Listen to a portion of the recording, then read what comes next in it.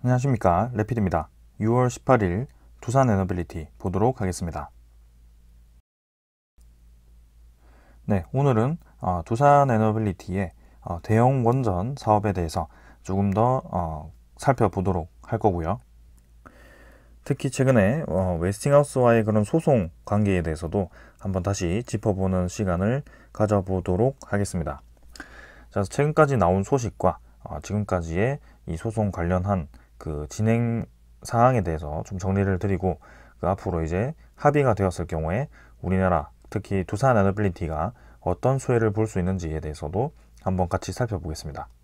자, 일단 먼저 간단하게 웨스팅하우스와의 그런 소송 관계에 대해서 좀 언급을 드리면, 웨스팅하우스는 AP1000이라는 모델을 가지고 있습니다. 네, 그래서 여기가 이제 웨스팅하우스고요. 그래서 원전 모델이라고 하겠습니다. 그래서 모델 자체가 이제 AP1000이고요. 한국은 AP1400을 지금 수출을 추진하고 있습니다. 그래서 엄연히 이제 모델 용량이라든지 모델 자체는 확실히 다르긴 하죠. 그래서 웨스팅하우스와 한국은 별개라고 생각을 할 수가 있는데요. 근데 여기서 조금 더 안쪽으로 들어가 보면 이 AP1400이라는 모델이 우리나라가 웨스팅하우스의 AP1000에 들어가는 기술을 사용을 했다라고 볼 수가 있고요. 거기에 이제 AP1000의 모델이 전이 그 기초 기술이 들어가는 그 C 엔지니어링이라는 미국의 또 원전 기술사가 하나가 있었습니다. 그 기업을 이제 웨스팅하우스가 인수를 하게 되면서 우리나라가 그 기술을 인도를 받았던 그것들이 이제 웨스팅하우스에 소속을 하게 되는데요. 그러면서 이런 소송 관계가 성립을 하게 되었습니다. 그래서 웨스팅하우스 입장에서는 우리나라를 견제하기 위해서 어느 정도 이제 그런 식으로 소송을 걸어왔고요. 사실상 지금은 소송을 진행하고 그 이상 진행되고 있지는 않습니다. 자, 그러면 웨스팅하우스와 우리나라가 지금까지 그런 이 수출 관련해서 문제가 없었느냐? 그것도 아닙니다. 이전에 바라카 원전, UAE의 바라카 원전이 진행이 되었었죠. 내기 수출 건에 대해서 우리나라가 이 수출을 진행을 했습니다. 그래서 근데 한국이 수출을 진행하기 전에 미국에서 이제 웨스팅하우스가 이 바라카 원전에 대해서 이 소송, 그죠? 그 원천 기술을 주장을 했고요. 거기에 대해서 한국 이 K 원전의 그런 컨소시엄이 어쩔 수 없이 이 바라카 원전 내기 중에 일부분 그런 전기 발생기라든지 그런 것들을 일부분 이 웨스팅하우스로 납품을 요청하게 됩니다. 발주를 준 거죠. 그래서 기술료를 직접 이 한국이 주지는 않았는데요. 이때는 일부분 이제 수주를 떼오면서 웨스팅하우스에 이렇게 발주를 주게 됩니다. 그때 당시 웨스팅하우스는 최대 주주가 도쿄 일렉트론이었습니다. 도쿄 일렉트론이 아니고 도시바였죠. 네, 도시바였기 때문에 일본 기업에 소속하는 그런 기업이었습니다. 그래서 그때 이제 도시바 쪽에서도 원전 건설을 활발히 진행할 수 있었던 그런 시기였기 때문에 그때 이 일부 그런 기자재를 요청을 했던 거고요. 그런 식으로 이제 합의에 성공해서 납품을 하게 됩니다. 자, 그때 이후에 추가로 또 이제 웨스팅하우스와 또 부딪힐 수 있었던 이 사업이 하나 있었는데요. 그게 이제 영국 원전 건설입니다. 네. 2017년경에 영국 원전 건설이 검토가 되었었고요. 요거는 이제 우리나라가 한전 컨소시엄이 단독으로 이 검토를 하고 있던 그런 프로젝트였습니다. 그래서 이 영국 원전 건설에 대해서도 웨스팅하우스가 지재권을 주장을 했었습니다. 근데 이 지재권 주장을 하면서 또 한번 그 관계가 한번 소송전으로 번지느냐 아니면은 합의를 하느냐 그런 쪽으로 이제 얘기가 갔었는데요. 이 한전 쪽에서 이 영국 원전에 대한 건설을 포기를 하게 됩니다. 이 생산 단가도 많지 않고 좀 이제 돈을 회수하는 과정에서 좀 이제 그런 프로젝트의 진행 여부에 대해서 조금 부정적으로 생각한 것 같고요. 거기에 대해서 이 사업을 철회를 하면서 영국 원전 건설에 대한 검토가 끝났고 거기에 대해서 웨스팅하우스와 자연스럽게 그런 대립관계는 없어지게 됩니다. 자, 그로부터 이제 이 5년 뒤인 2022년에 다시 한번 웨스팅하우스와 또 이렇게 대립 구도를 가지게 되고요. 폴란드 원전이죠. 폴란드 원전에 처음에 정부 차원 6기죠. 정부의 6기를 또 이제 웨스팅하우스와 이 경쟁을 하게 되고, 그 소송 관련 언론을 띄우면서 정부 6기가 웨스팅하우스로 가게 되었습니다. 그 다음에 이제 민간 원전에 대해서도 두 번째 프로젝트가 이제 2기 정도, 2기에서 4기라고 했는데 일단 최근에 나온 것은 2기라고 합니다. 그래서 그 2기가 이제 한수원 컨소시엄으로 추진이 되고 있습니다. 그래서 이거는 웨스팅하우스와 한수원 둘 중에 뭐 선택하는 것이 아니라 검토 자체를 지금 한수원, 그죠? 단독으로 진행을 하고 있기 때문에 단독 협상으로 진행을 하고 있고요. 그 웨스팅하우스 입장에서는 이런 우리나라 K원전 이 단독으로 이렇게 진행되는 것조차도 용납을 하지 않는 것 같습니다. 그래서 그런 입장에서 이번에 이 폴란드 원전에 대한 정부 차원에서 입찰 과정에서 소송을 걸었고, 우리나라가 좀 유리한 상황을 차지하게 되자 좀 강수를 둔 것 같습니다. 그래서 거기에 이어서 민간 원전까지도 지금 이제 수출을 하는데 수출하는데 약간 타격이 있을 수 있다. 네, 이런 뉴스까지 나오는 그런 상황이 만들어졌습니다. 그래서 거기에 이어서 이제 체코 원전까지도 미국 에너지부에서 수출 허가를 내주지 않고, 그죠? 그렇게 이제 대립구도를 계속 더해 오던 시점이었는데요. 이제 거기에 대해서 좀 소식이 나왔던 것이, 한수원과의 그런 분쟁 배경이 웨스팅하우스의 몸값을 불리기 위한 그런 과정이다라는 소식이 나왔었습니다. 그래서 실제로 지금 아까 도시바에서 웨스팅하우스가 다시 매각이 되면서 최대 주주가 캐나다 브룩필드, 그죠? 캐나다의 브룩필드로 바뀌었습니다. 브룩필드라는 것은 자산 운용사인데요. 브룩필드 내에서도 브룩필드 리뉴어블이라는 그런 재생에너지 쪽에 투자하는 자산을 통한 그런 지분을 확보를 한 것 같습니다. 거기에 플러스해서 또 캐나다의 카메코라는 기업이 이 2대 주주로 웨스팅하우스를 가지게 됩니다. 그래서 첫 번째, 두 번째 기업 모두가 캐나다의 그런 국영 기업이라고 보시면 될 것 같고요. 사모펀드나 국영 기업이고, 어쩌면 이제 캐나다 정부 차원에서 이 원전 사업에 다시 한번 힘을 실어주는 것이 아닌가라는 생각이 들 정도였습니다. 근데 일단 여기서는 이 사모펀드 캐나다 브룩필드 리뉴어블이 다시 한번 2023년 6월을 매각으로 목표를 해서 웨스팅하우스를 매각을 하고 싶어 한다라는 이 기사도 나왔었는데요.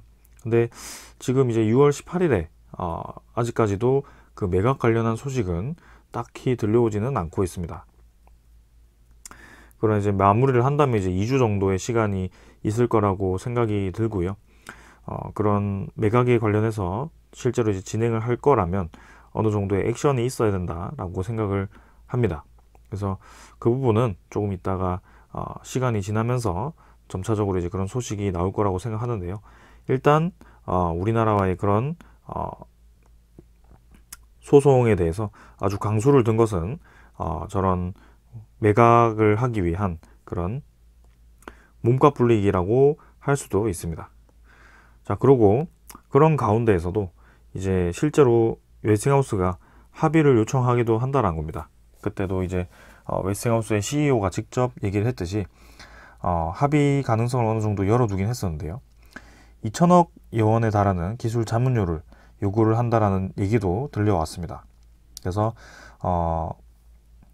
그 기술 자문료를 주게 되면 웨스팅하우스 자체로도 이제 자산의 가치를 한 번에 올릴 수 있기 때문에 이 6월에 매각을 목표로 한다면 이러한 기술료 자문료라든지 아니면 뭐 다른 합의 건들이 이 6월 안에 진행되어야 되지 않을까, 네, 그런 생각도 해봅니다. 일단은 기술 자문료 얘기도 있었다는 점을 여러분들이 염두에 두시면 될 것 같고요. 이 2천억 원이 한 건에 대한 것인지 아니면 한 프로젝트에 대한 것인지 아니면 앞으로에 대한 이 전체 원전 건설에 대한 그런 금액인지 조금 더 자세히 생각을 해볼 필요는 있을 것 같고요. 아무래도 2천억 원이라고 한다면 원전 하나에 대한 그런 기술 자문료가 아닐까라는 생각도 해봅니다. 자, 그래서 바라카 원전에는 실제로 기술 자문료를 주지 않았는데 이번에는 어떤 식으로 진행을 할지 한번 살펴볼 필요가 있을 것 같고요. 그 이후에 이제 이 황주옥 한수원 사장이 직접 웨스팅하우스와 소송 합의를 하겠다라고 발표를 했었습니다. 그래서 직접 이렇게 사장이 직접 공식적인 자리에서 세상에 흑백으로 딱딱 100% 나뉜 것이 없다. 결국에는 협상이 잘 될 것으로 본다. 그래서 합의 보는 것으로 끝날 것이다 라고 얘기를 했었습니다. 그런 과정에서 이 우리나라의 원전 세일즈는 지속되고 있는 상황이고요. 자, 거기에 최근에 이 합의에 대한 얘기들이 하나둘씩 나오고 있습니다. 거기에 대해서 지금부터 살펴보도록 하겠습니다. 자, 지금은 국제적인 그런 원전 시장이 커지고 있습니다. 신규 원전 건설 시장이 최근에 다시 한번 커지고 있는 상황이고요. 그 이유에 대해서는 이제 탄소 중립이라든지 아니면은 노후화된 원전 대체를 위한 그런 신규 건설이라든지 혹은 러시아와 우크라이나 전쟁으로 인한 그런 에너지 안보의 위기를 느낀 국가들이 하나둘씩 이런 안전한 기저 에너지원을 추구하는 그런 원전 에너지를 택한다는 것입니다. 근데 전 세계적으로 지금 원전 건설을 할 수 있는 국가가 많지가 않습니다. 처음에는 미국, 그 다음에 중국, 러시아, 그 다음에 한국, 그죠? 프랑스, 이렇게 총 5개국밖에 되지 않습니다. 일본과 뭐 캐나다, 그 다음에 뭐 다른 국가들도 몇 있지만 최근에는 SMR 관련 기술적인 부분을 추진을 하고 있고요. 건설 자체를 지금 처음부터 하기에는 이 일본도 이 후쿠시마 원전 사태로 인해서 그 자국 내 산업이 많이 힘이 빠진 상황이고요. 캐나다도 딱히 이제 그런 생산을 할 수 있는 기반이 마련되어 있지 않은 것으로 알고 있습니다. 그래서 이 전 세계적으로 원전 건설을 잘 수행할 수 있는 국가들이 이렇게 총 대표적으로 5가지다 라고 생각을 하시면 되는데요. 지금 이제 국제적으로 좀 견제를 하고 있는 러시아가 원전 건설을 가장 저렴하고 잘 할 수 있습니다. 근데 이제 러시아에 대한 그런 국제적인 배제가 이루어지다 보니 서서히 이제 미국과 한국, 프랑스, 그 다음에 중국, 러시아 이렇게 좀 양대 구도로 나뉘고 있습니다. 그래서 사실상 중국도 지금 유럽의 원전 건설에서 배제가 되고 있거든요. 그런 에너지 안보를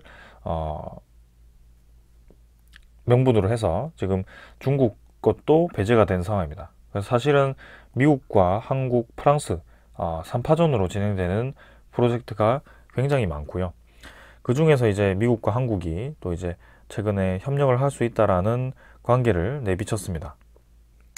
그래서 저는 아주 중요한 시기라고 저는 생각을 하고 있고요. 지금 내용을 좀 더 살펴보시면 자, 한국수력 원자력이 원전 수주에서 살을 주고 뼈를 취하는 전략을 쓸 전망이다. 그래서 미국이 웨스팅하우스와 손을 잡고 작은 손실을 내주는 대신 광폭 수주로 이득을 취하겠다라는 심사로 읽힌다고 합니다.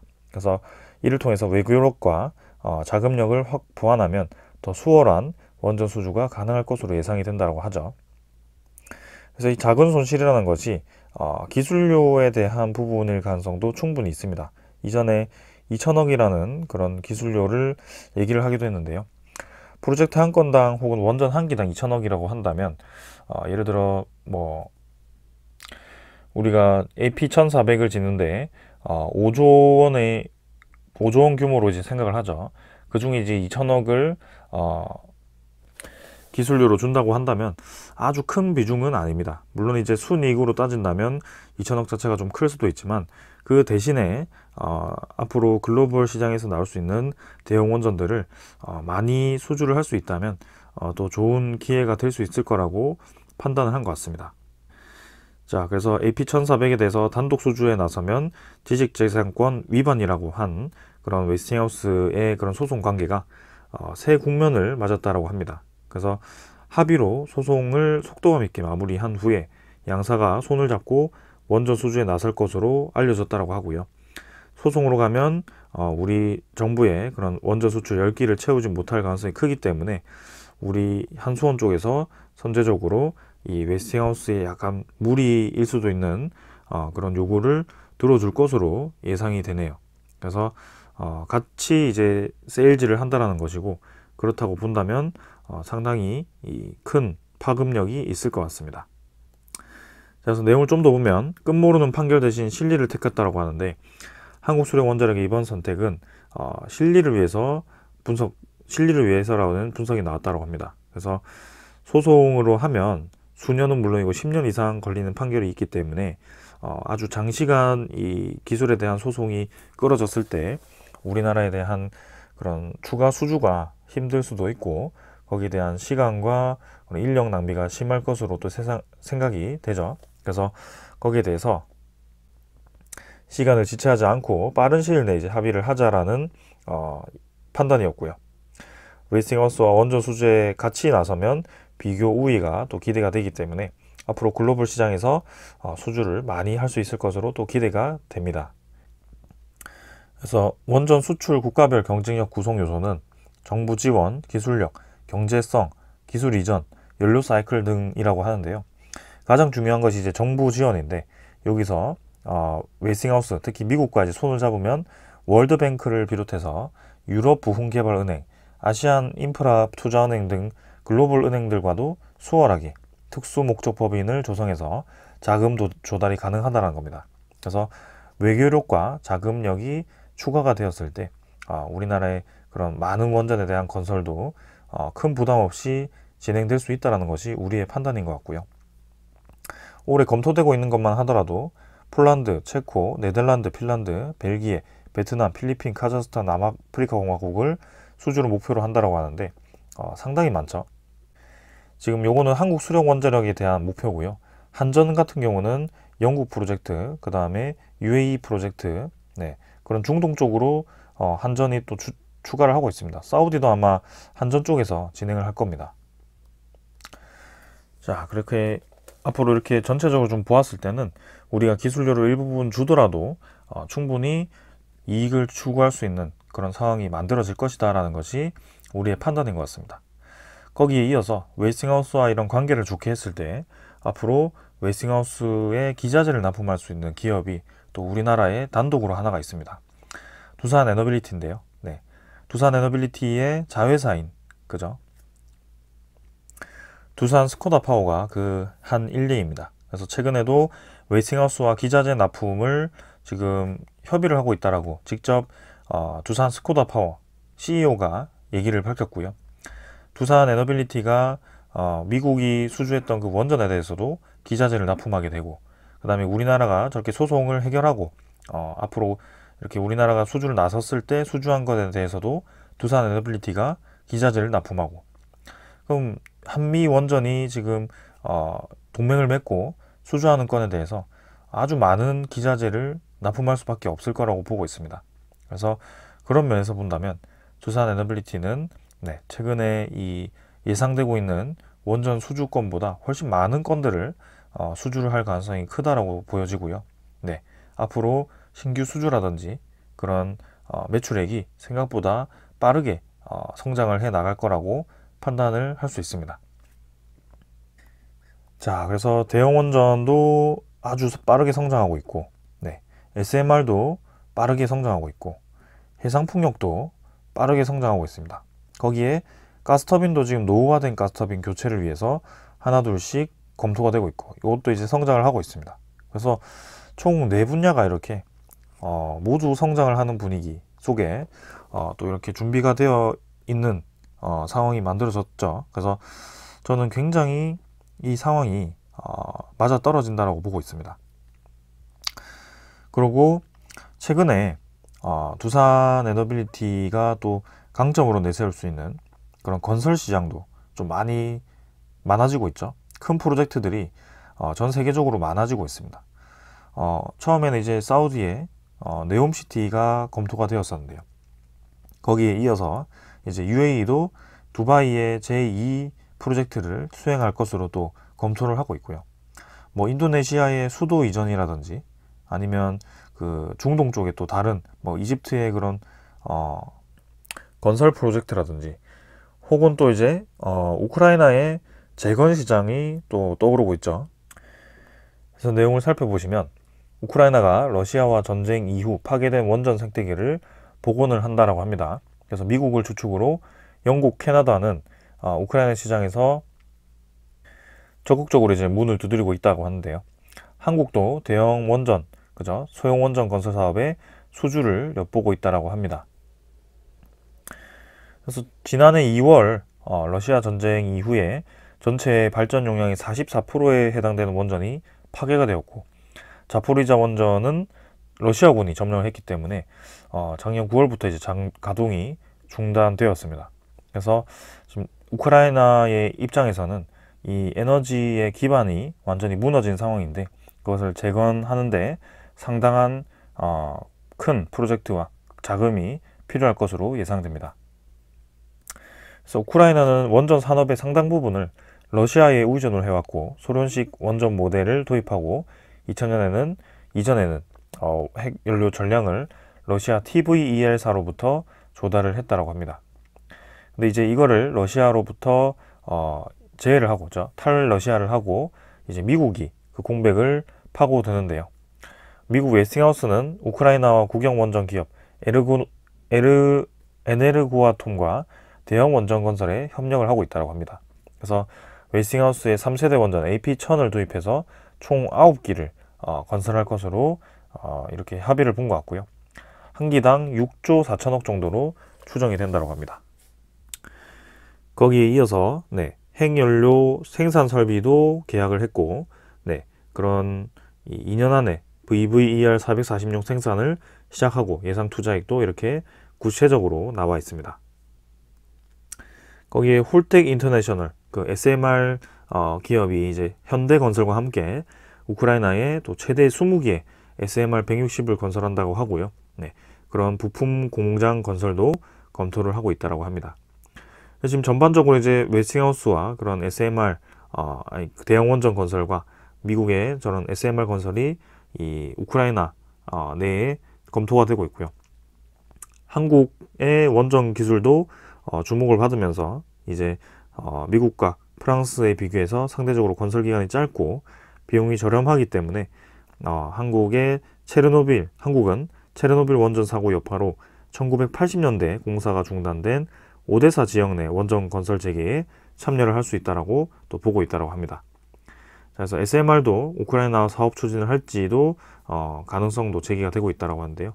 일단 이 원전 건설 재개에 우리나라도 포함이 될 수 있다는 것이 중요하고, 그 다음에 웨스팅하우스가 총 9기를 건설하기로 되어 있죠. 그래서 여기서 또 한번 두산 스코다 파워라든지 두산 에너빌리티가 협력을 해서 같이 또 이제 기자재 공급을 하고 그런 건설을 같이 진행할 수 있을지 그런 것들도 주목을 해볼 필요가 있겠습니다.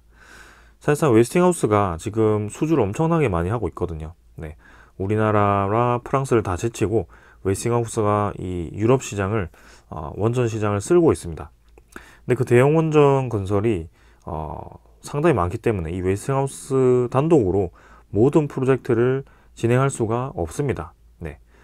정말 이제 외교력과 그런 지재권만으로 이렇게 수주를 다 따냈는데 앞으로 이제 그 많은 프로젝트들을 차질 없이 수행하기 위해서는 미국의 그런 원전 기반으로는 수행할 수가 없을 거라고 보고 있습니다. 그래서 어쩌면 이렇게 한국과 협력을 해서 진행할 수 있다고 보고 있고요. 거기에 프랑스 EDF도 같이 포함이 되어서 이 3국이 공동으로 이 유럽의 많은 프로젝트들을 진행하는 그런 이 방안으로 진행되지 않을까 생각하고 있습니다. 자, 그 다음에는 두산 에너빌리티의 에너지 플랜트 건설도 주목을 받고 있지만 또 하나 주목받고 있는 것이 있죠. 이 재건 사업이 많아질수록, 그리고 건설 사업이 많아질수록 두산의 원래 강자였던 건설 사업이 이렇게 또 주목을 받고 있습니다. 원래 이제 이 두산 인프라코어, 두산 밥켓이 아주 큰 건설 시장에서의 영향력을 가지고 있었는데요. 두산 인프라코어는 이제 현대 쪽에 매각이 되었고 두산 밥켓이 이제 남아 있긴 합니다. 그러나 그 두산 밥켓에 대한 매출과 이 영업이익이 상당하고요. 올해는 작년보다 더 많을 것으로 또 기대가 됩니다. 그래서 제2의 마셜 플랜이라고 할 정도의 그런 우크라이나 재건 사업에 이런 건설 중장비들이 상당히 많이 필요할 것으로 예상이 되고요. 거기에 두산 밥켓과 같은 그런 건설 중장비를 생산하고 판매하는 기업이 주목을 받을 거라고 이렇게 분석이 되어 있습니다.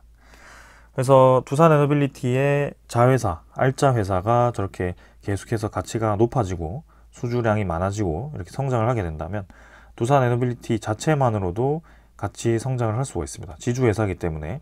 그래서 그런 지분 가치가 증가할수록 두산 에너빌리티도 같이 올라간다는 것을 알고 계시면 될 것 같고요. 그리고 기업 전반적으로 재무가 점점 탄탄해지고 있다는 것도 느껴집니다. 그래서 앞으로 이런 두산 그룹주들의 동반 성장이 기대가 되는 상황이고 천천히 한번 저런 프로젝트들이 어떻게 수행이 되는지 기다려 보도록 해보겠습니다. 자, 그리고 마지막으로 미국과 이 중동 쪽에 이 분위기가 많이 완화되고 있습니다. 풀어지고 있습니다. 그래서 내년에 이제 미국이 대선을 앞두기도 했고요. 최근에 중국 쪽에서 이 중동 쪽에 계속해서 손을 내밀면서 좀 미국과 이간질을 시키려는 어느 정도의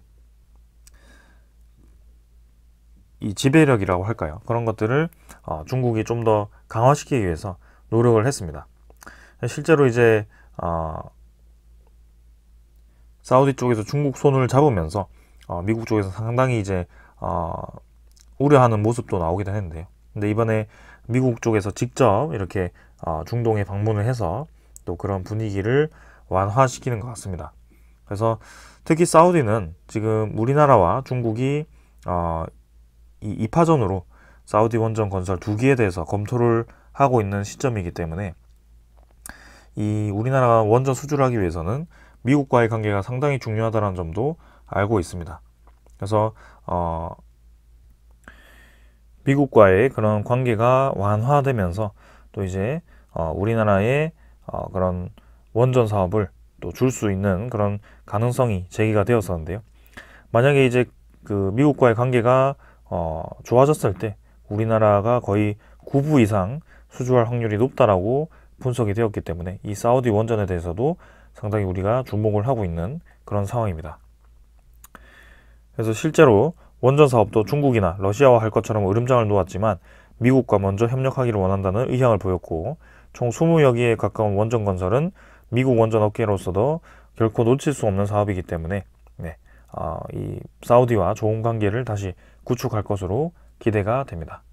그런 면에서 우리나라가 앞으로 이제 웨스팅하우스와의 협력 관계 그리고 미국과의 그런 원전 협력을 했을 때 우리나라 자체만으로도 이렇게 수혜를 볼 수 있는 기회가 상당히 많다는 것을 알 수가 있습니다. 자, 그래서 공식적으로 합의에 도달했다라고 아직 기사가 쏟아지진 않았지만 슬슬 이제 그런 뉘앙스들이 나오고 있는 것 같고요.